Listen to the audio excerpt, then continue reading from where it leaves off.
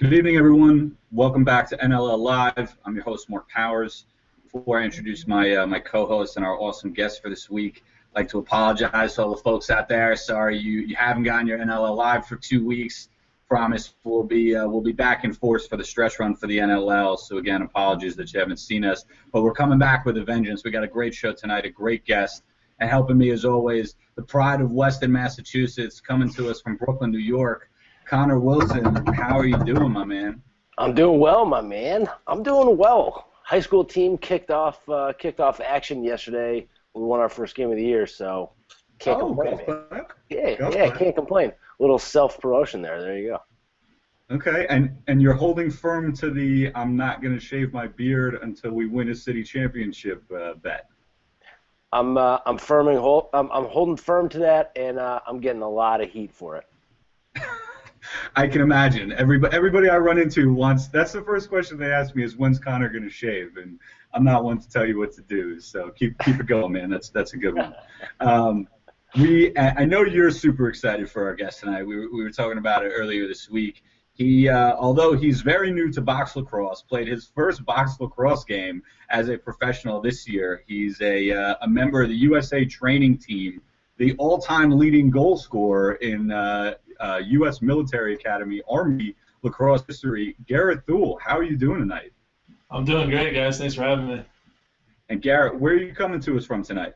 I'm coming to you from sunny Highland Falls, New York. Ah, excellent. And how is the weather there today? Probably better than usual, right? Yeah, it was actually a little warm today. It's been pretty frigid the last couple months. So spring's finally starting to show, even though we still have snow on the ground. And you're a coach as well, right? Were you guys out on the field today? Our guys are actually on spring break. The prep school guys are, but the varsity guys were out in Mikey today, and they're looking good as ever. Taking on Lehigh this weekend. Oh man, big Patriot League game. I'm sure you're invested in that. Okay, definitely. Nice. Well, I don't know if you've ever seen the show before, but basically how we attack this to start, we want to get a little more information about you, who you are as a person, maybe some of your likes and dislikes.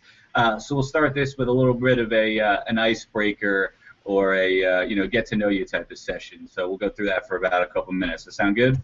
Sounds good to me. Excellent. So Garrett, what's the most memorable goal that you've scored on the field? And I know you scored a lot, but then conversely, what's the most memorable goal that you've scored in your short time playing box lacrosse? Probably my most memorable goal would be against Navy my junior year in Mikey Stadium. I backed down a defender and got triple teamed and managed to fire in a behind the back goal. Kind of put the last nail in the coffin for Navy there. And then my most memorable NLL goal was against Minnesota earlier in the year. I went behind the goal and dunked it. Came around the far side and dunked it. So that was I'd say that's my favorite one. Whoa! For a man of your reported size, that's impressive. I'm gonna have to go back and check the top 10 and see if I can find that. But actually, I got to tell the fans, I was doing some research beforehand, and that goal that you were referring to against Navy apparently was the Army Athletics Play of the Year or something like that your junior year. So that's it was. Let's try to get a little trophy for that. All right, not too bad, right?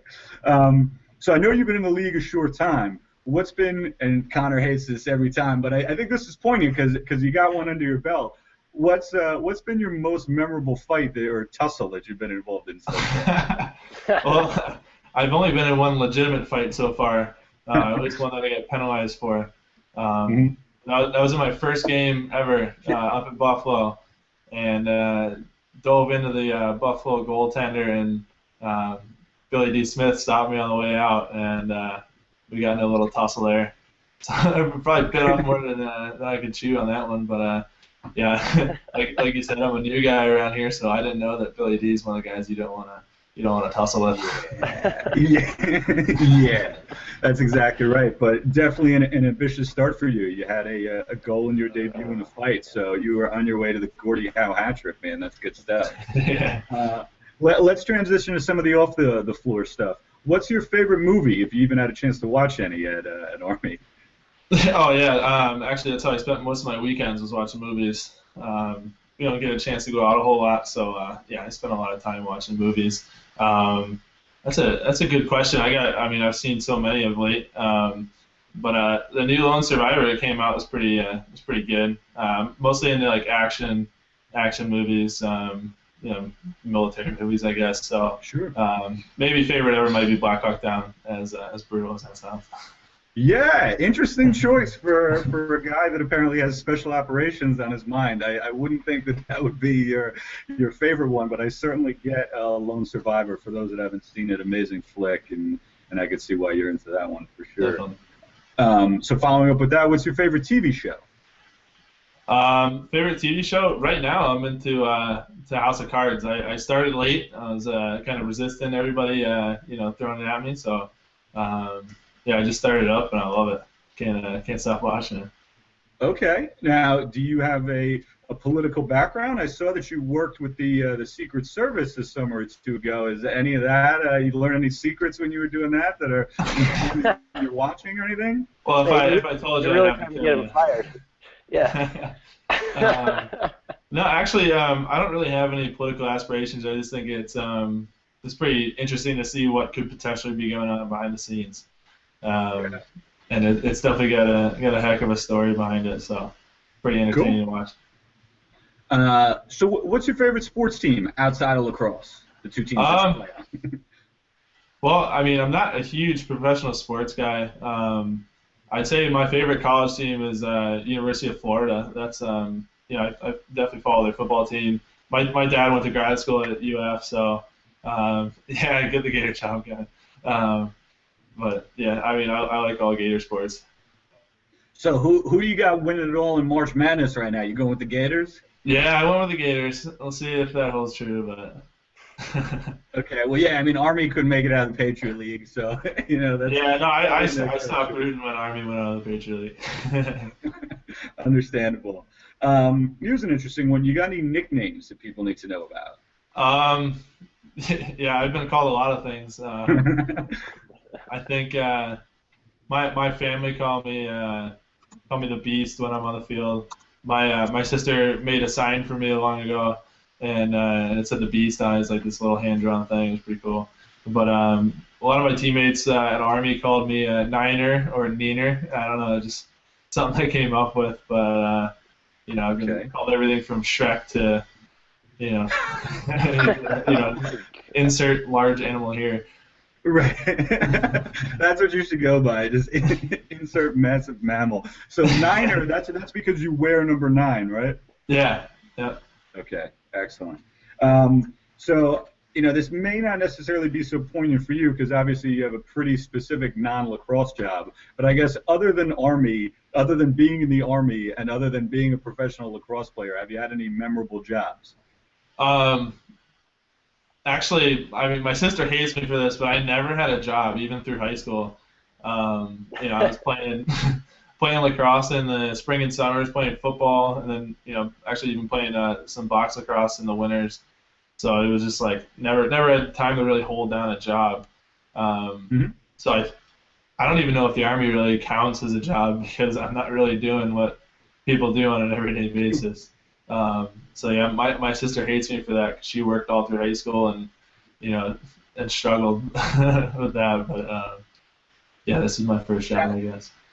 Shout out to Garrett's sister, who I'm sure is watching right now, and actually, I'm very happy to get the kudos that she deserves. She's actually in China right now, so she isn't watching. But okay then. I hope she can see a recording of this. So I'm sure she'll get a kick out of that. She'll catch the replay for sure. And last one for me before I kick it over to Mr. Wilson. Here's an interesting one. I'm sure you might have a different perspective than most. If you could have lunch with any one person, dead or alive, who would it be? Wow, yeah, that's a tough one. Yeah. I think one of my heroes. Ever since I was a kid, I've always been kind of a history buff, and one of my heroes is Joshua Lawrence Chamberlain, who was was an officer during the Civil War and was one of the heroes of the Battle of Gettysburg. And read all about the guy, and he's just a fantastic human being and a great leader. And love to just sit down and pick his brain for a little bit. Yeah, being an officer, that's a guy to emulate and aspire to, man. That's interesting. That's a good choice. So I'm going to switch it up a little bit. Go with my personal favorite questions, which obviously revolve around traditional stringing. Have you ever used a traditional stick? Yeah, my first stick was actually a traditional stick, and then I bought one this summer. I was in a Lacrosse store and saw one that was red, white, and blue, and it was an impulse buy. I was like, I don't use I haven't used it since my first stick, but I'll give it a try. What do you think about it? Think you could ever go back to that? I might. It just there's so much maintenance with it. I'm just the kind of guy that beats his sticks up, and I don't know. Mesh is more my style, I guess. Makes sense. What other colleges were you looking at besides Army, and when did you decide that Army was the place for you? I looked at a number of schools. I hate to say it, but I was definitely looking hard at Navy. They were probably my second choice for a while there. I was recruited by Towson, Delaware, Fairfield, Bucknell, a few schools like that. None of the big guys like Syracuse or Hopkins or anything like that, but mostly Patriot League type schools. Cool. Nice. And what do you think? I mean, obviously, from watching your career, in college, we'll get back to the box lacrosse next, but watching your career in college, I mean, you were a monster out there. I mean, why do you think some of those larger schools maybe didn't find you? Why weren't you necessarily on their radar, or why the kind of smaller schools? Well, for one, my sophomore year, I broke my collarbone twice and missed all but 3/4 of the game that season. So I didn't get the exposure early on. And then actually, one thing that I probably screwed up on my part was I played two positions. I was a long stick for my summer team, and then I was an attackman for my high school team. So coaches were seeing me play defense in the summers, some were seeing me play attack in the spring, and then in the fall when they were looking back on it, there's like, why is this pole scoring 3-4 goals a game in high school? Like, what's up with that? So I think that kind of turned some coaches off a little bit at first, and I don't know if I got the exposure early on that you need to get recruited by those big guns. I said we were going to go back to the box, but I gotta ask you a follow-up on that. I mean, playing D for one team, playing attack for another. I mean, do you think that made you a better overall lacrosse player? Yeah, I definitely think it did, especially early on. As an attackman, going and playing defense in the summers, I knew what attackmen were looking for. So I think that made me a better defender. And then conversely, as an attackman, I think playing defense and knowing what those guys are looking for makes you a better attackman that way. So I don't know. I think just like getting exposure on both sides of the ball just makes you a little bit more intelligent of a player. And did that experience at all kind of impact you now that you're trying to transition into being a professional box lacrosse player, which is something you weren't necessarily doing a lot of for the last number of years? Well, now I don't know. I mean, now I'm looking back on it. I wish I played some more defense in college, because now if I get stuck back on the D end, I'm feeling a little bit lost. I wish I'd kept up my skills a little bit better. You've been working too much on that shot, man. You got to start working on those feet. Yeah, right. Yeah, defense nation, not Scunion nation, right? Exactly. I like the Scunion nation. What Connor's referencing, Garrett a couple summers ago played on a Scunion nation team that I'm pretty sure won the championship at a tournament that I helped run, the Salt Shakers Invitational here in New York City. Garrett, true to form, was the beast that he was mentioning earlier. I think he ran over like 5 guys in the course of one day, so that was a great performance. Getting back to some more of the quick hitters, do you prefer playing at home or away down in Philly? I love playing in Philly. I used to be a Wings fan when I was a kid, and got some great memories going to the arena there. And now to be on the floor there, it's awesome. I mean, it's like it's just a great place to be. But I definitely enjoy playing on the road. Some of those other teams we play have pretty great atmospheres. And I mean, regardless of whether the fans are cheering for you or the other team, it still makes for an exciting atmosphere, and everybody's just getting up for it. Sure, and that leads to a brilliant segue to the obvious follow-up question. What's been your favorite place and your least favorite place to play on the road in your short NLL career so far? Toronto was a great trip overall. They're definitely a first-class organization, and just the whole weekend, the travel, the hotels, everything was awesome. I don't know. I'd probably say Rochester's my least favorite place. Understandable. It's a tough place to play. It's a tough place to get a win at, and it's cold there. It's real cold. In doing my research before talking to you tonight, I saw, I guess also unsurprisingly, considering that your nickname is Beast, that you used to play some high school football. Was that a big part of your career, and did you ever have any aspirations of taking that further? Yeah, I mean, I played football, all through my youth and up until high school, and I definitely thought about playing college football. I didn't get very many good offers, I guess. So I obviously stuck with lacrosse, but I think that's where I got my physicality from. I mean, football is just a hard-nosed sport, and to me, running through guys, hitting guys was always fun. And when I started, playing lacrosse, it's no fun when you're not hitting anybody. So I go out there with the ball and look for some contact, and I miss it now that I don't get the contact I used to when I was a kid. So. I love being physical.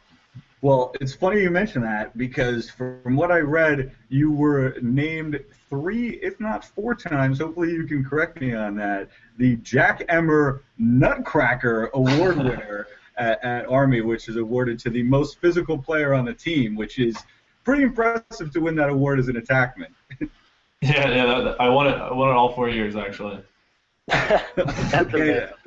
Yeah. Also, when you think back to some of the other guys, especially some of the guys in the defensive end for those Army teams that you played on, like that's an impressive. That's quite an impressive accolade. Yeah, thanks.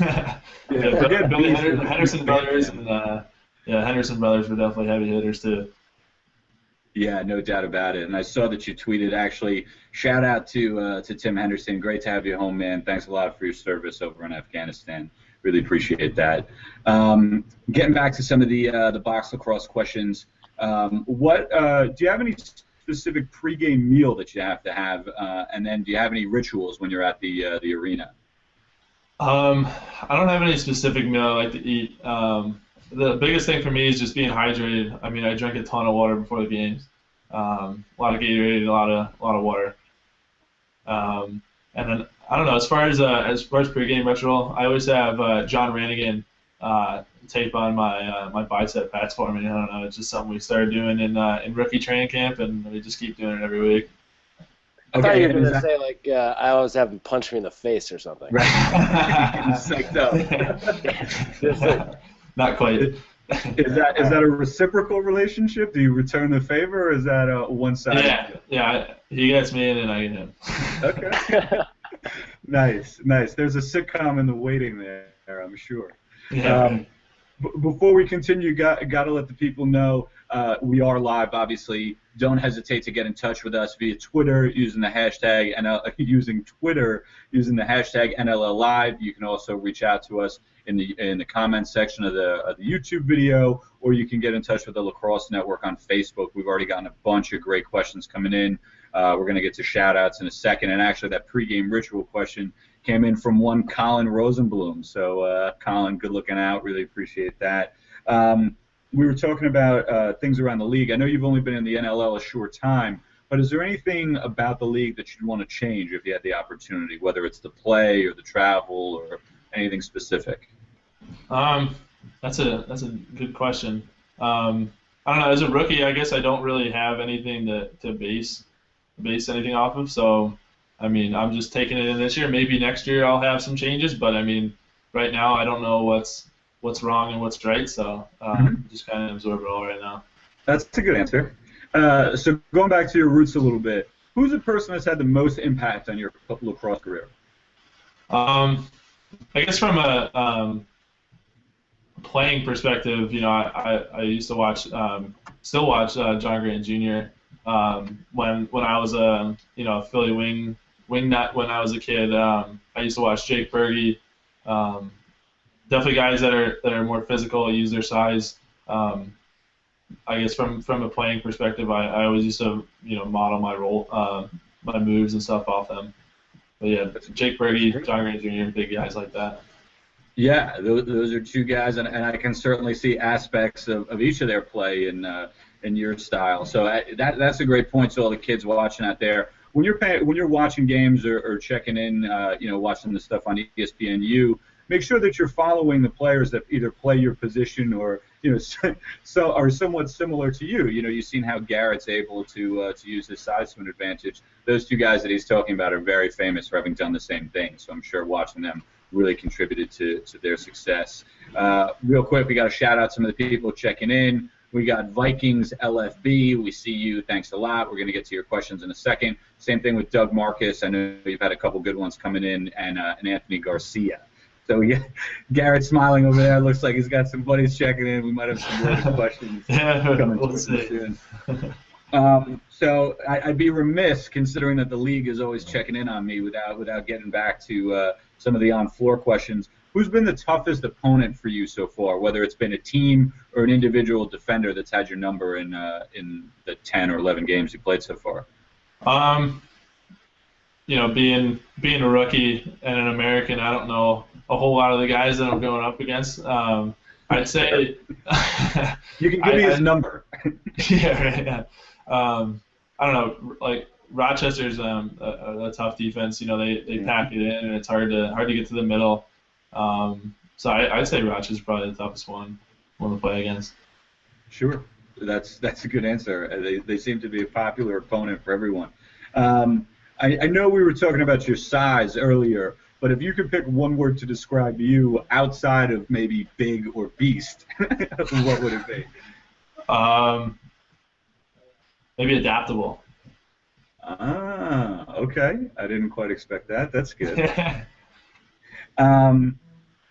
And last one before we move forward. I know that you guys at Army have a bunch of different training opportunities over the summer, and I talked about the fact that you apparently worked at the Secret Service before. What's been the coolest thing that you've been able to get involved in from an Army training perspective, or an over the summer activity?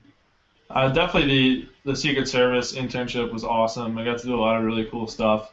That was 3 weeks long. It was I was everywhere around Washington, D.C., got to see a ton of cool stuff, got to meet a lot of cool people. But I think from a strictly military standpoint, when I went to air assault school, that was a very rewarding experience and a very thrilling experience too. Air assault school, for all you that don't know, is basically where you learn how to incorporate helicopters into a combat role, I guess. And it's a 10-day course, and the last 3 days or 4 days, you'll learn how to rappel out of a helicopter. And on the last day, or second to last day, you actually rappel out of helicopters, some Black Hawk helicopters, and got to do that, rappel from 90 feet or so in a harness that I tied myself. And it was a pretty wild experience. So that was definitely the most thrilling thing I've done in the Army so far. That's pretty crazy. Well, I'm getting a production note here. We're gonna ask you to rappel back from the screen. If you can push yourself back an inch. There you go. There he is. You're taking up the whole frame there, man. Sorry, I didn't mean to scare all the kids out there. Not a problem at all. So when you're talking about rappelling out of a helicopter, I'm just totally curious. Normally you rappel like against a rock face or a wall or something. Out of a helicopter, I assume you just go straight down the rope, right? Yeah, pretty much. So you kick away from the helicopter, and then you let go of the rope a little bit, and you swing underneath the chopper. So you're basically swinging back and forth, that sounds safe. And you go all the way down. It's pretty thrilling unless you're scared of heights, I guess. But it's pretty awesome. You're a pretty athletic guy. Did they warn you? They're like, don't kick off the helicopter too hard. Yeah, I was worried about being too tall and getting clipped by the rotors a little bit, but I'm still here. So. There you go. Well done. Thank you. Nice. Well, that concludes our lightning round or our icebreaker. This is a great opportunity to segue to some of our viewer questions. We got a bunch of people checking in, and even though we've been hitting Garrett up a bunch, this first one actually goes out to Mr. Wilson. Like we were saying, we got a lot of questions about that facial hair. Here's a good one coming in from Doug Marcus. He wants to know, Connor, is your beard longer than Iannucci's at this point? I mean, I don't think so. His beard, like 3 weeks ago, is longer than my beard 10 weeks from now. I mean, he has a Santa Claus ZZ Top level facial hair situation going on. So I got nothing. You know, I'm just trying to live in his shadow, baby. It's something you aspire to, though. You guys both got that salt and pepper action. You're letting it go, man. That's what counts. Yeah. Nice. Nice. I know we shouted out Doug Marcus before. I see a bunch of your questions. I think we touched on a lot of them. Thanks again for getting in. Garrett, a bunch of people are asking about your stick and kind of what the differences are for you as far as playing indoor to outdoor, which may be significant for you considering that you're a big-time shooter mostly in the outdoor game. You know, that assist total isn't the highest thing I've seen before. You know, whereas in the indoor game, you know, you kind of take it really hard to the cage. Do you change your stick up a lot? And if so, do you have it handy to show the kids? Yeah, I actually did change up my stick quite a bit from field to box. And actually, I don't have any sticks with me right now. But so my field stick, like you said, is a shooter stick, so it's got a ton of whip. And then so I went to box, obviously, and the first try that I had, I brought my field stick out there, and you know those short passes, everything's going right down into the turf. And so I think that weekend I ran off the floor and untied all my shooting strings and got all the whip out. And actually had my buddy string up a completely new stick, and there's almost no whip in it. Got a little bit of a bag in there, but yeah. You can't afford to have any whip when you know your pass is so close and you know you're not winding up and shooting 100 miles an hour. Right.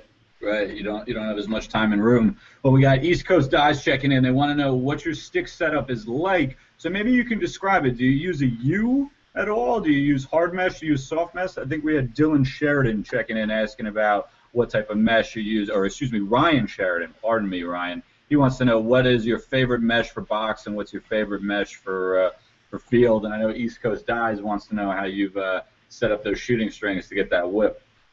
So I guess as far as shooting strings go, I usually do 2 shooting strings straight across the top, and then I do a U. Sometimes I'll put a nylon in across the top. It all depends. I actually don't string any of my sticks. I have a buddy that strings them all up for me. And I mean, shout him out. Let the people know. What's that? I said shout him out. Give him the credit, man. It's Paul Kim, PK with Lacrosse Unlimited out in Colorado. We all know PK. Everybody knows PK. Oh yeah, yeah. So I box him up and send him out there, and he strings most of them up for me. And you guys will have to ask him what kind of mesh he uses because I don't know. Yeah, Lacrosse Unlimited's finest. Shout out to PK, former Salt Shakers All-Star. I hope he's doing well out there. That's great, man. So I hate to belabor the point on your stick, but here's an interesting question for you, especially because how much you shoot the ball. Do you favor a heavier shaft because of that, or do you go for the lightest shaft you can find? I guess I'm more of a heavier shaft kind of guy. I mean, I've used some lighter stuff. I've used some scandium and some of those lighter alloys and whatnot. But, you know, I don't know. I guess I don't really have a preference. But yeah, heavier shafts usually turn out a little bit better for me, I guess. Mm-hmm. They last a little bit longer. Yeah, that's probably the biggest thing, especially when you're playing box. You're cross-checking everything that's moving around in front of you. Have you been going through a lot of sticks so far? Yeah. The shafts are holding strong, but I've gone through about 4 or 5 heads already. Wow, playing offense. Yeah, playing offense. I mean, when you're shooting and diving and you're landing on it and it's getting crushed against other people, they break pretty easy, I guess. Yeah, I gotta say, I don't understand honestly how anybody plays with a stick in the NLL for an entire season. I don't know how any piece of equipment lasts through that abuse. Yes, I mean there's so much abuse that gets handed out to these sticks. I mean, how many sticks are you going to get strung up every week right before a game? Did you get 4 done before the season? Yeah, I ended up stockpiling a whole bunch. Yeah. I think I've got 2 or 3 spares just ready to go at any given time. Yeah, thinking about that, a guy who seems like he's had the same stick for a long time, Dan Dawson, every time I see a picture of his stick, that mesh looks like it's 10 years old. So it looks like he's been rocking the same one for a minute now. So thanks to East Coast Dyes, Ryan Sheridan, Prodigy Lacrosse, checking in on Garrett's equipment questions. Actually, Prodigy wants to know, and this is a good segue to talk about your continuing field exploits. What's going on with Team USA, the selection process? How have you found that, and what do you think about the next steps for you making the 23-man roster? Yeah, so we've cut it down to a 30-man roster, and I was stoked to make that. It's a great honor. I mean, I'm talking about 30 guys in all the U.S. that are on that team. Right. So now we've got 3 or 4 events between now and the World Games this July, and I believe after the ML All-Star Game, I'm not sure exactly, but that's when we're thinking the 23-man will be announced, and the 7 guys will be alternates, I guess. But on pins and needles, waiting for that 23-man to come out. It's a long tryout process. How has it been kind of mentally dealing with that? Yeah, it has been long, but it's, I don't know, the way the process has been. It's been coaches are kind of they're not really showing all their cards, I guess. I mean, they can't really afford to do that, and so I know some guys are pretty rattled about it, but I guess. It's pretty similar to life at the academy a little bit, just being on edge. Just the way Coach Mead runs things. I know some guys have been rattled about, wearing the right uniform around the place, and it's not just about what you do on the field and all that. So, you're used to tucking your shirt in. What do you mean? Yeah, exactly. So I mean, it's been a very enjoyable process from the start of it until now.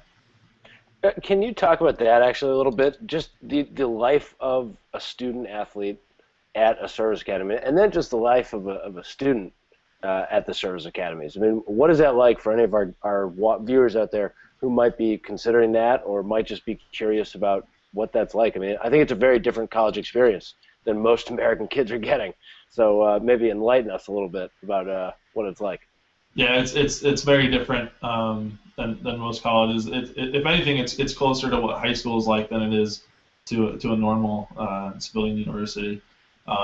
You're getting up at 7 o'clock in the morning, breakfast at 7:30, 4 class periods from 7:30 to lunch, which is at noon. Got another class period in the afternoon, and then from 3 o'clock until 6:30, 7 o'clock at night is athletics time. So what's different about the academy than a lot of other places is they have a dedicated athletics period during the day. So whether you're on the lacrosse team, the football team, or if you're just a student there, you have to go do something. So for the guys that aren't varsity or club sport athletes, they get put on intramural teams. So they go and they're playing flag football, or they're playing, or they're wrestling, swimming, whatever competitive intramural sports we have. And so everybody's out doing the same thing, so that I guess the academic playing field's a little bit even in that regard. And then after that's over, you go back and you have an evening study period, get dinner, hit the books until lights out at 11 o'clock, and then repeat. So, life as an athlete and as a student at West Point are almost exactly the same. It's very different, very time consuming, and you got to have your eyes set on the prize to get through it. That's really interesting. I mean, we talk about that at D1 schools now, how kind of the athletes and the kind of regulation student body, if you will, is kind of split, especially in kind of the larger sports, football and basketball. It's interesting to hear that almost everybody at the service academies is really going through the same thing on a daily basis. Yeah, exactly. Nice. How has that kind of helped you in life? I mean, is that just an extension of kind of what you've been doing growing up? Is that kind of why you chose that, or did that really help kind of form you into a kind of a dedicated and disciplined man? Yeah, I think one of the reasons I chose it was because, I mean, by nature, I wouldn't say that I'm a completely, dedicated and organized kind of a guy. I've always been a little bit disorganized, and I wanted the academy to keep me on the straight and narrow. I mean, you start getting off the beaten path, and then somebody's going to put you right back on it. And I think in order to get the most out of my academic and athletic potential, I needed the structure and the discipline that the academy had. So I really think that it's made me a better person, and I mean I'm better for it going through it the way I did. Excellent. Got to give a little shout out to Dana Radel, who was asking some of these questions about the military. So thank you very much. I hope that answered your questions, gave you a little bit more info, Dana. We're going to break off a little bit, and Garrett, feel free to chime in. Don't want to get you in any trouble. Give your future opponents any locker room material, right? Nothing to post up. We're going to go through a little recap of where we're at right now in the NLL season. Looking pretty tight, at least over in the East Division, right? I mean, we got Buffalo at 8-2, Rochester 9-3, Toronto at 5-7, Philly hanging around at 3-9, Minnesota 2-9, just half a game back there. I mean, out west, obviously Edmonton has actually clinched a playoff spot. I mean, nobody's taking that division from them at this point. They're 10-0. Calgary is 6-5. Colorado right there, 5-8. Vancouver making a little push, 3-8. Can't say that they're out of it yet. So we're really tight. I mean, for the most part, I think you've got three teams. Buffalo, Rochester, Edmonton. Those guys are good to go the rest of the way, kind of no matter what happens. But a lot of the other stuff is up to chance. Mark, what do you think? I mean, recap where we're at right now. Are you surprised by anybody in particular? If I'm surprised, I mean, I'm certainly surprised that Edmonton is still undefeated. At this point, I think they've set the record for the longest amount of time or amount of games to be undefeated in the NLL, and that's a big accomplishment. I mean, I was certainly high on them coming into the season, but for them to be able to continue it on the road and at home, they've gone through the league at this point. They've played everyone, so that's truly an accomplishment, and to do it with what truly is a young offense. I mean, they're really led by two second-year players in Curtis Knight and Mark Matthews. And they've been augmented by some great play from some of their rookies. And it's interesting. You look at another a team that's dealing with a similar situation, Minnesota. That has a young offense as well, and they're not able to put it together as seamlessly as Edmonton. So I know it's easy to shout them out, but they've been really impressive. I'm liking the East, to be honest with you. Obviously Philly and our guest, they've acquitted themselves much better than what you and I thought they were going to do before the season, and no Garrett's doubt. a big part of that. But to me, I think that Rochester, God, are we really about to see a three-peat out of them? I think it's really likely, especially if it comes down to a tight playoff game. Garrett was talking about their defense earlier. Cody Jamieson is just a freaking beast. I mean, they were in a tight game against Toronto a couple weeks ago, back on the 15th last weekend, before Cody decides to score 4 in a row, just to blow the thing open for them to win 17-12. We were talking before the show. You love Buffalo going into this weekend. They've continued to really, acquit themselves well. I like those two teams at the top of the East, and even Toronto. They've been picking up some sneaky wins right now. To me, I think the champ is coming out of the East. What about you, man? What do you think of the standings so far? I mean, Edmonton is for me a lock, I think, to make it over. And then I think the battling in the East is going to be good. I think it's going to be good for that. We're going to be able to tell a lot this weekend from the Buffalo-Edmonton game. I think that's going to be a big one. Buffalo did really well last week against Edmonton did really well last weekend against Calgary, but the 2 games before that were both 1-goal games. So, I don't think you want to pull a New England Patriots, right, and go undefeated in the regular season and then drop it later. So I think they could drop a game this year. I think that'll probably happen. Garrett, what do you think? How hard is it for a team to go undefeated in the NLL? I mean, you've been watching. You're a Philly Wings fan from your young years. I mean, is this pretty incredible to you? Yeah, it definitely is. I mean, when you're playing, a lot of these home-and-home weekends, you're playing a game Friday night, playing Saturday night, to be on both nights and even just to keep everybody healthy is very improbable, I guess. I don't really see how a team could go undefeated. I mean, not saying it can't happen, but it's got to be so tough. Yeah. Oh, no question. I mean, it's just there's a reason that this doesn't happen a lot, right? There's a reason that there's usually some parity. But I'm with you, Mark. I mean, I think Rochester, if they're really running that 5-on-5 settled situation, they're tough to beat, especially at home. And they got Craig Point back now, even more dangerous. I mean, the stars are aligning for them, fortunately or unfortunately. Yeah, I think the only thing is if Rochester does emerge from the East, the only thing that gives me pause is that they're 9-3 overall, but they're 8-1 in division, which means they're 1-2 against teams from the West. So that is the only kind of issue right now that I see with them going all the way necessarily and making the three-peat. I think they're gonna have a tough road, possibly a tougher road than Edmonton. So we're presupposing a lot right now. It'll be interesting to see, if they make it to the Champions Final, where that 10-minute mini game is going to be held. If it's going to be out on the West Coast, where Rochester's had a tough time, that could be tough. I gotta be honest, I might not be a huge fan of that idea, but I am, if for one season at least, I'm really curious. I'm really curious to see how and if that pans out. I'm kind of looking forward to it, to be honest. Yeah, I'd like to see it too, just for the novelty factor. But we talked a little bit about the overall standings. Let's talk a little bit about some of the games that we missed. For me, like I was saying when we were going through the rundown of the standings, I think Toronto's really acquitted themselves well in the past couple of weeks, and I think they've kind of cemented themselves in that 3rd spot. Sorry to say it, Garrett. I hope you guys are going to come to play this weekend because we had Toronto lose a real tight one against Edmonton back on the 28th, and granted, then the following day they got blown out by Calgary. Well, not blown out, but they lost by a pretty big margin.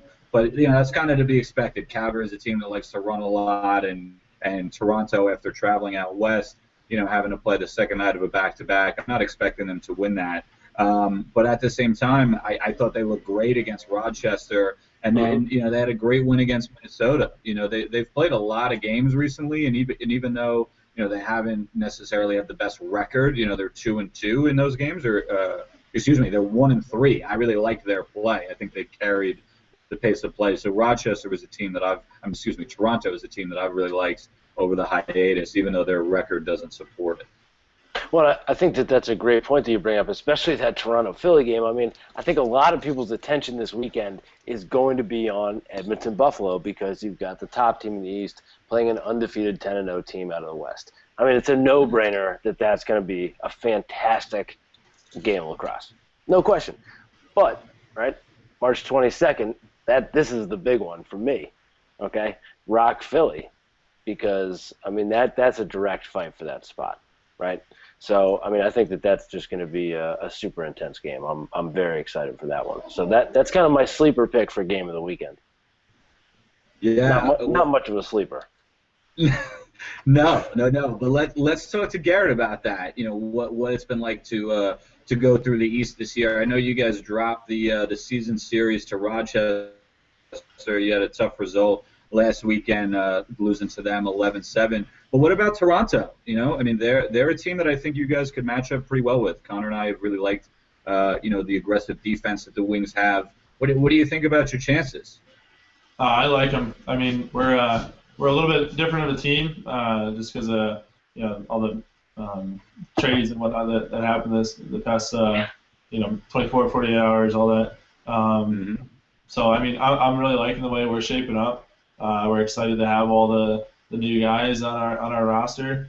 Tough to see the guys go, but I know everybody's energized and we know what we're fighting for.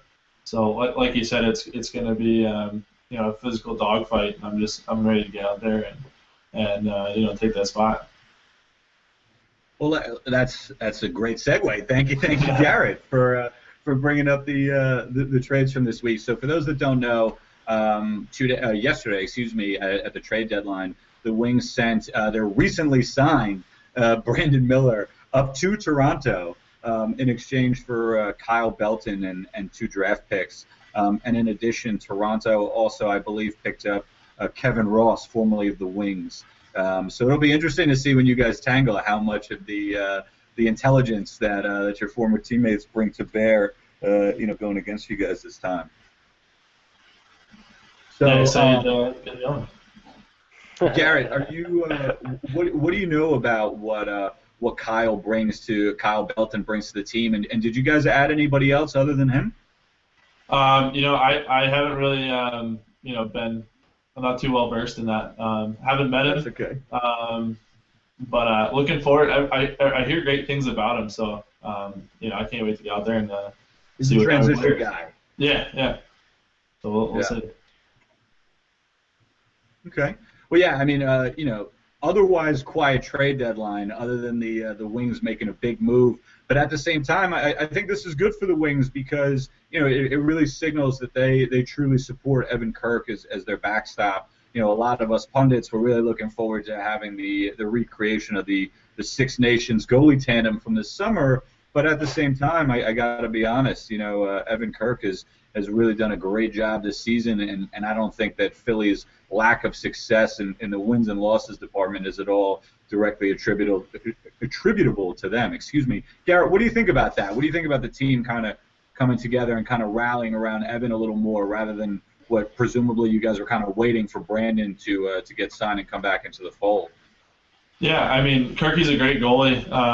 I don't think any of our wins and losses can be pinned on a goaltender, I think our coaching staff and all the players know that it's about what's going on in front of the goaltender that really ultimately depends on or will dictate what the score is going to be. So, Kirk's a great goalie, and we all love playing in front of him. And, I'm glad that the coach is stuck with him because, none of those losses are his fault or can really be attributed to him. So, I love playing with him. Speaking of goalies, question for you, Connor. What do you think about Dylan Ward really establishing himself in net for Colorado, being the starter now? They had a tough game against Rochester a couple weeks ago. They only lost by 2. But I think, we're starting to see Colorado really turn around from some of the struggles they had in the beginning of the season, and especially with Adam Jones being out, I think Dylan Ward's a big part of that. Do you agree? Yeah, no, I mean, a close game with Buffalo on the 15th is a pretty good start because they're doing pretty well. Taking down Calgary 10-9. I mean, you got a team right there that's holding goal numbers down. They're not getting scored on like they were a little bit earlier. So it seems like they've come together. Playing better angles, playing guys, playing better team defense. I mean, that's what it comes down to. So, for the Mammoth, I think they've really kind of changed up. They look like a totally different team than what they did early on, right? I mean, if you watch those two teams, you'd be like, this can't be the same season. It can't be the same organization. So I think that they've changed a lot. Yeah, exactly. Even with Adam Jones. So I think that Colorado has just changed so much that to base his performance off of what was going on early would probably be unfair. To base anybody's performance on what was going on early might be unfair. Yeah. Well, speaking of change, let's ask Garrett about that. Talking about Philly specifically, what have you seen change either in, the style of play or the effort, over the course of the season? And then also talk about yourself. How has your game evolved as the season has progressed? How have you changed as a box lacrosse player? Well, in the beginning of the year, we weren't banging and hitting as hard and getting as physical with defenses, and that's something that we definitely been trying to work on more. Set harder picks. Get away from the whole drive-by pick, and that's definitely one of the things. And then getting hard to the middle of the floor is huge. Early on, we were settling from shots that were off to the side, were low angle, and once we started getting to the middle of the floor, we're starting to score those longer range goals, and we didn't have to drive to the net every time to get a decent shot on the goal. And then I think personally, my plays kind of expanded a little bit. In the beginning of the year, wasn't too confident shooting on the goalies from far out. Just didn't have a feel on where to shoot and where to put it, how hard to shoot it, all that kind of stuff. So I was mostly driving underneath and trying to get a diving shot across the front of the goal, and now I'm starting to feel my shot a little bit. I've been talking with the veteran guys and even our goalies as to where to shoot and all that. So I don't even think I've scored a diving goal in the past couple of weeks. It's all been shots from range. So I guess that's kind of how my game's expanded. I've definitely also tried to cut off transition a little bit more and be a little bit of a turnover machine in the the middle of the floor. Just trying to do whatever I can do to keep them all in our end. AKA looking for those open field hits. I know what you're doing. Yeah. Exactly. That's right. But hey, I got you on my NLL fantasy team this weekend, so let's maybe a couple of diving goals, a couple outside goals. I'll see what I can do for you. I'm not asking for anything crazy here. Well, he has been a model of consistency. I think you've scored a goal in every NLL game so far. Isn't that right? I think there were 2 games I didn't score in. Oh, okay. Yeah. Okay. Sorry. Well, 8 out of 10. Get out of here. Yeah, right? Shucks. Well, speaking of goal scoring, let's talk about the Philly left side real quick. We just talked about Kevin Ross, signing with Toronto. But, you've clearly established yourself as a presence over there. You got Jordan Hall. Talk about your dynamic, the two of you guys working together, and what's in store for that side, because the right side, we got Kaluski and Kyle Buchanan, 2 guys that are having great seasons. Yeah, I've been playing with Jordan, pretty much the past year. He was on my team in Hamilton, and he and I have a great dynamic, and I'm having fun playing with him. And he's a great teacher. He's really patient, and he knows that I don't know jack about box lacrosse, so yeah. He's been very patient, like I said, and he's been kind of teaching me his way, and I think we work pretty well together, and we complement each other very well. He's an insanely talented lacrosse player, and it's fun to be at his side doing it. So hopefully we can get something going this weekend. Sure. And before we get back to talking about this weekend with the upcoming slate, I want to touch back on some of our viewer questions because we had a bunch of great ones come in. We touched on Ryan Sheridan before. Doug Marcus has an interesting one for you. He wants to know, are you considering playing summer ball up in Canada to hone your skills? And I presume he means box lacrosse. But what Doug maybe doesn't know is that you are also a member of the Florida launch, I believe, of the NLL. Is that right? What's the deal there? Yeah, I had been entertaining the fact or the possibility of playing some box up in Canada this summer. But I am playing for the Florida launch, and if I could work it where I could play both, I would. It's just a matter of competing demands, and if I could work it out with my responsibilities here at Army. Sure, Big Brother's always watching, man. That's right. So, did you research any specific opportunities? Were there any teams that you were maybe more excited to possibly join than others? Connor and I always remark about the funny names that these Canadian teams always seem to have. Were you looking forward to being a Salmon Belly or a Kodiak or a Berard or something like that? Was there anybody that contacted you? I haven't been contacted by a team specifically, but I've had a couple of informal talks. Yeah, informal talks. Yeah. Nice. But looking up in Brooklyn and Peterborough a little bit. So okay. If something more formal comes up, I don't know, maybe I'll be playing some senior A this summer. Nice.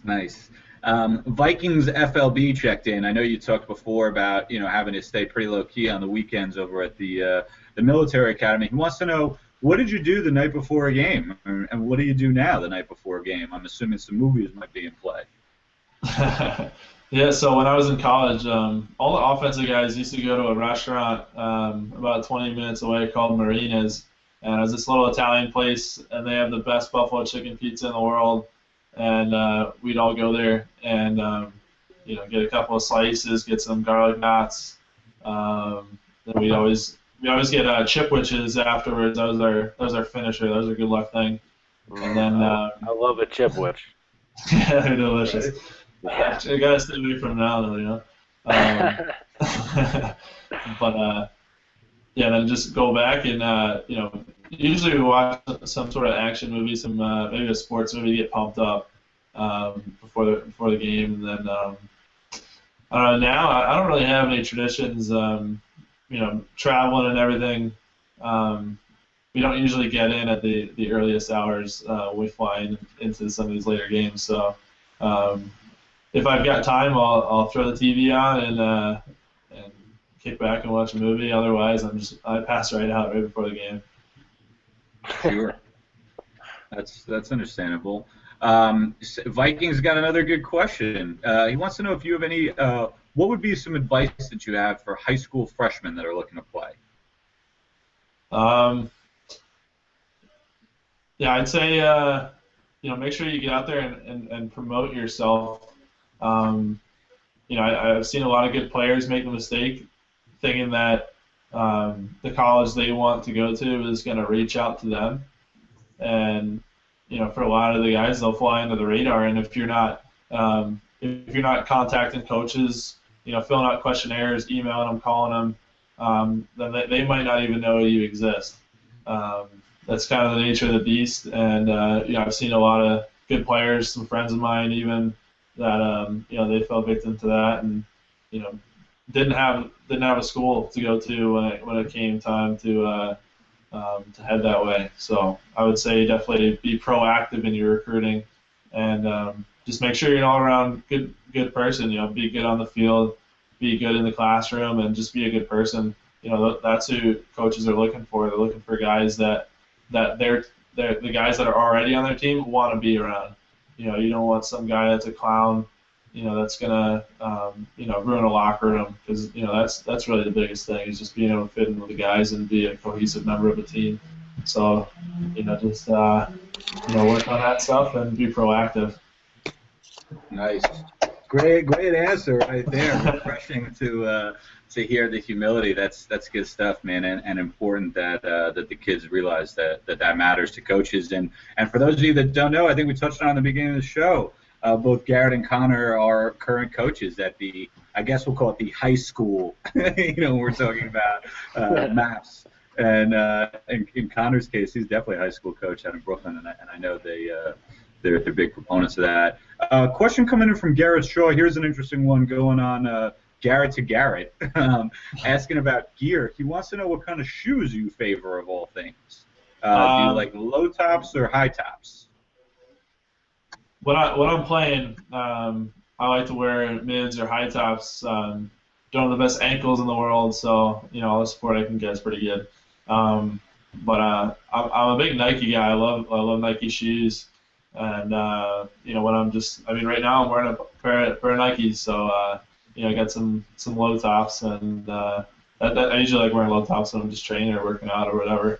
But yeah, Nikes. Sure. Nikes on my feet keep the cipher complete. I understand.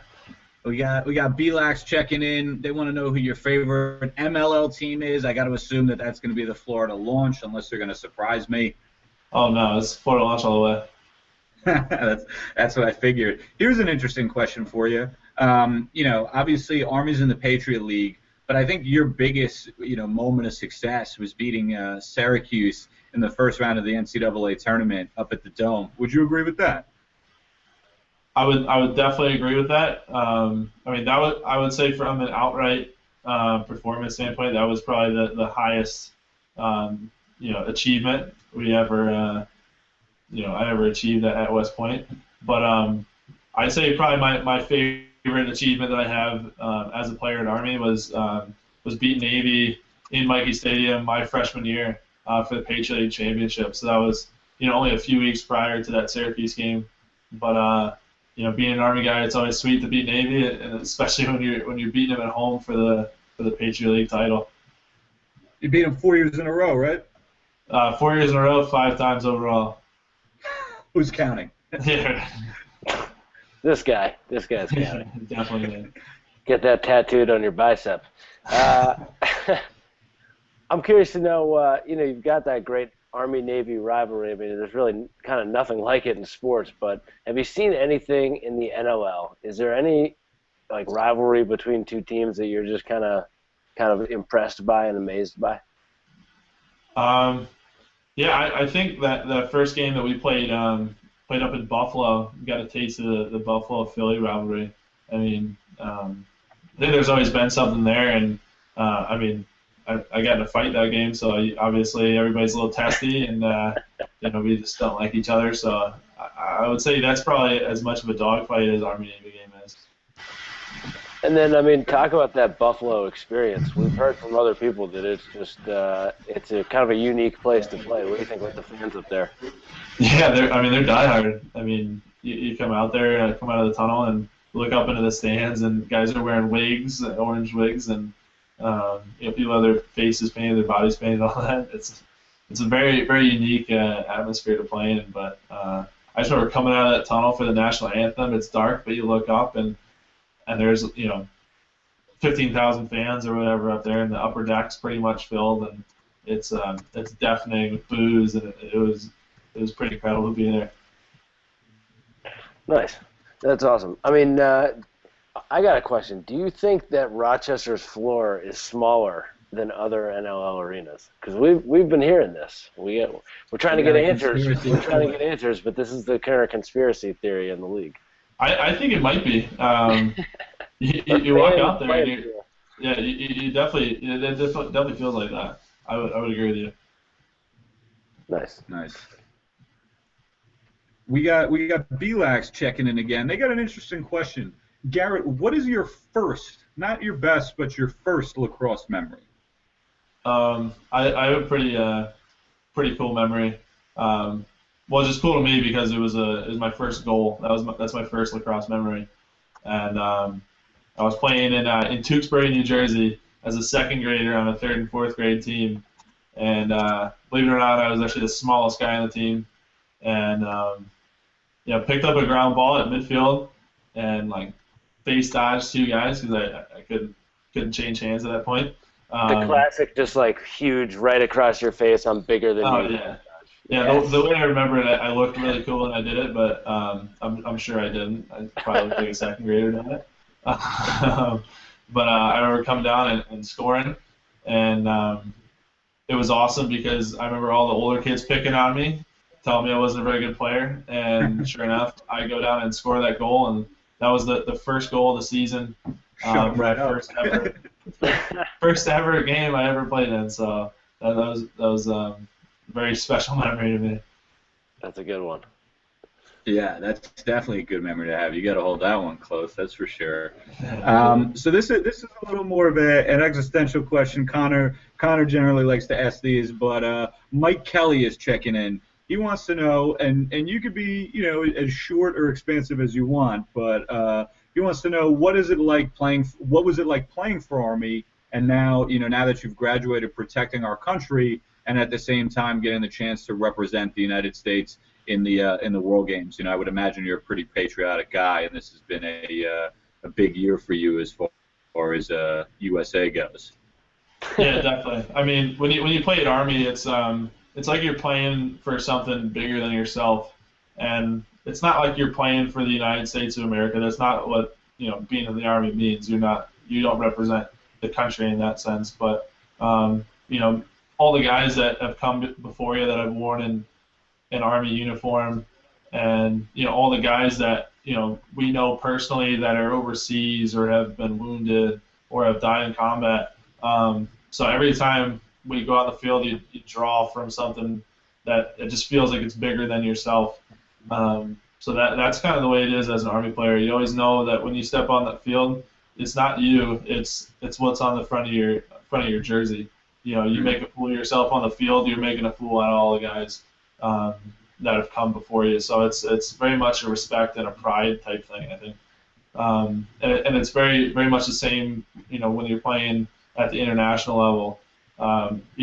Wearing Team USA on the front of your jersey is very special. And again, you're playing for something, more than yourself. And to have that honor is very special and reserved to a very select few. So when you go out there, it's hard not to be excited to go out there and play. Yeah. So motivation really isn't anything in short supply when you're wearing either an Army jersey or a Team USA jersey. Great point, and we certainly wish you all the best in your endeavor to make the team. NLL Live supports you, that's for sure. This is actually a great segue question towards our preview for the week, which is where we're going to go. I know we've been talking about the Wings and what maybe they need to do for the stretch run here to make some noise in the Eastern Conference. And Bill Cottrell, he says, Garrett, I've seen the Wings games this season, and the team seems to be one step behind the play. What can the team do to take more control of the game? Great question. Yeah, that is a great question. I think a lot of it comes down to possessing the ball a little bit better. We come down and we'll fire shots pretty early in the shot clock, and obviously not burning all that time. Wears out our defense first off, and it gives you wear it on your defense, you're gonna give up transition goals, and so that's kind of the two-pronged thing there. And then I guess from the offensive perspective and a personal perspective is cutting down transition. I think we give up a lot of transition goals, more than we should, and transition starts on my end of the ball. So I think from a personal perspective, it comes back to me helping to cut down on the transition and just being a little bit more aggressive and spending a little bit more energy so the defense doesn't have to, I guess. Value the rock and get those open field hits, man. That's what's important. Right. So let's get to it. Let's talk about this weekend. Mr. Wilson, take us through what we got on tap in the lovely NLL, brought to you on the Lacrosse Network. I'm telling you, I'd make a prediction that Garrett was going to win the Nutcracker Award for Philly, but I don't know if they have one. On March 21st, we got the Bandits heading out to Edmonton, as we talked about earlier. This is a primetime matchup. The top team from the East going out to play at the top team in the West. 10-0 takes on 8-2. Who knows what's going to happen? I'm going to go with the Bandits just because I don't think a team's going to go through the season undefeated, and they have to lose sometime, and I want to look like a genius when they do it. I was wrong last weekend. Mark, what do you think? I'm going Edmonton, baby. You know me. I've been huge on the Bandits all season. Love the Bandits. I have been. I've been consistent, and I'm going to champion my my preseason pick for them, all year. But I got to be honest. I think that the travel for them could be tough. Not necessarily Tavares in particular, but going halfway across the country to play what's really a difficult defense. I think they may have a tough time. But it's going to be a great game. You certainly hit on it before. I'm looking forward to watching this, and I'm sure Garrett's going to tune in at some point too. Yeah, that's going down Friday night. That's 9:30 p.m. Eastern Time. An hour and a half later at 11, also on Friday night, Calgary going out to play at Vancouver. I'm taking Calgary in this one, even though they really got shellacked last weekend. That does happen. I think that they need to win. They're sitting in second, but not comfortably. So I like them to pull this one out. Agreed. I don't think that Vancouver mounts enough of a challenge to them. They've had a bunch of injuries on their back end, which is the type of injuries that you definitely don't want to have when you're playing an offensive-oriented team like Calgary. They really like Calgary, likes to really get up and down the field. So I see Calgary really taking the play to Vancouver, but I'd love to see Vancouver get a win. It's tough to have the stealth back in Vancouver and have them have such a tough season. So hopefully this would be a nice opportunity for them to win in front of the home fans. Yep. And then the next day, Saturday, March 22nd, 7:30 p.m., Toronto in Philly, taking on the Wings, taking on Mr. Thul's Wings. I don't usually pick against the guest, but I'm going to do it this week. I'm taking Toronto. It's hard, I know, but I like them right now as that kind of third team, and I think that they're going to cement it. But, I picked against them on purpose because I put Mr. Thul on my fantasy team. So I'm really hoping to motivate you tonight. Okay. I like that. You got the good juju going. That's good, man. So yeah. Big time points out of Garrett this week. I got to be honest. I'm taking Philly, man. They've been really close in recent games. They have the type of team we've talked about all along that could give Toronto fits. It's really interesting to me that these teams engaged in such swapping of players this week, and now they're playing each other this weekend. To be totally candid, I'd love to see Brandon Miller get the start against the Wings. I think that would be really interesting, but I doubt The Rock would do that. But yeah, I genuinely like Philly in this game, more so just for their overall athleticism rather than anything more prevailing than that. Nice. I think that's a good pick. Yeah, Garrett, where are you going? You picking the Rock? You joining me on the Rock side? No, I can't do that. I can't do that. I didn't expect it. Then, who should we be looking forward to, Garrett? Who's going to have a breakout game for us this weekend? Sorry, Connor, I didn't mean to talk over you there. No. I mean, I hope it's me. I think I'm due for one. But I don't know. I'd love to see Jordan Hall come back with one of those 4 goals, 10-point games again, like we had in the beginning of the year to start us off. So I mean, if we can get one of those guys on the left side, one of them on the right, it doesn't matter who it's coming from. I think as long as we're producing, we're gonna give you guys a W. What about your tape buddy, John Rannigan? Is he going to be putting any goals in for us anytime soon? I hope so. He's so fast. I mean, he just blows by everybody. Hopefully he can get a couple of goals for us. Nice. I've been very impressed with Rannigan's adaptation to playing box cross.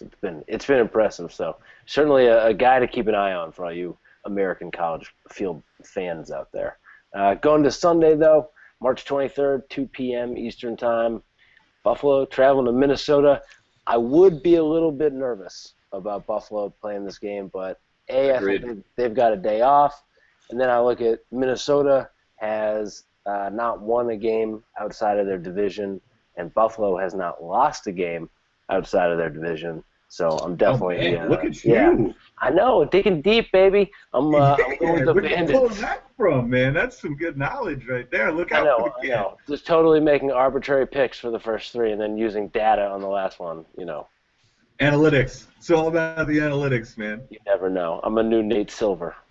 Well, what's interesting to me about that game is you got a lot of personnel intrigue.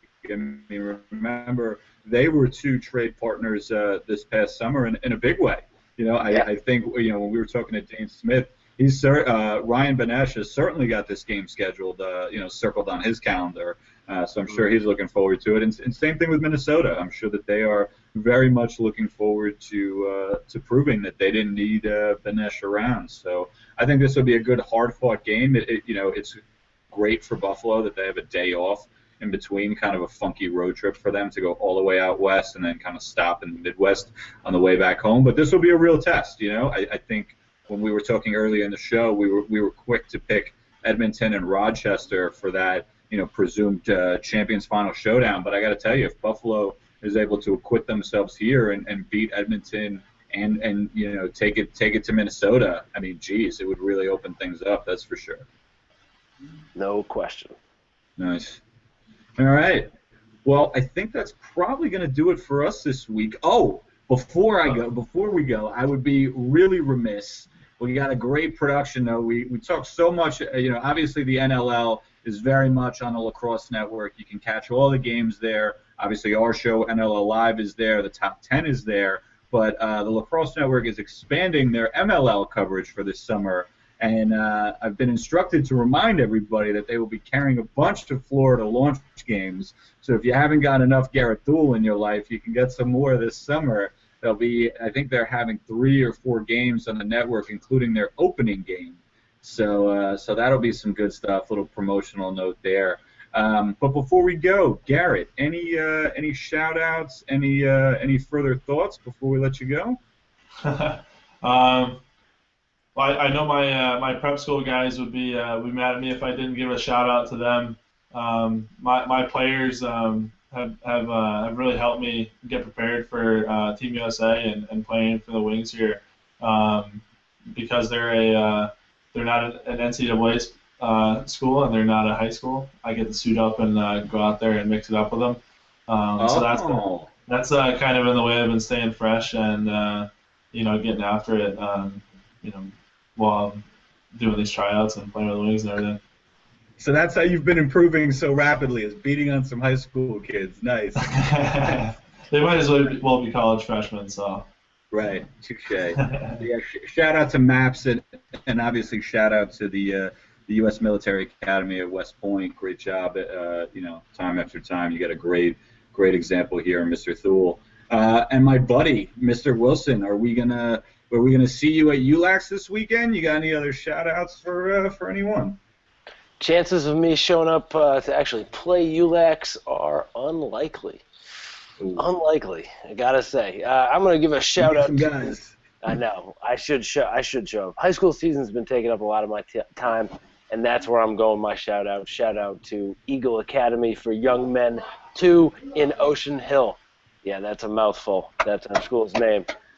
Congrats, boys. First win yesterday. We're playing again tomorrow. We'll see how it goes. Excellent. Well, hey, everybody. Thanks again for tuning in. Again, we talked about at the top of the show, apologies for the short break vacation that we went on, the little hiatus. But clearly, we're back with a vengeance. We'll be hitting you up with some great guests from here on out. I'd like to thank Garrett Thul and obviously Connor Wilson for coming on. That's it for us this week on NLL Live. We'll see you next Thursday at 8:15.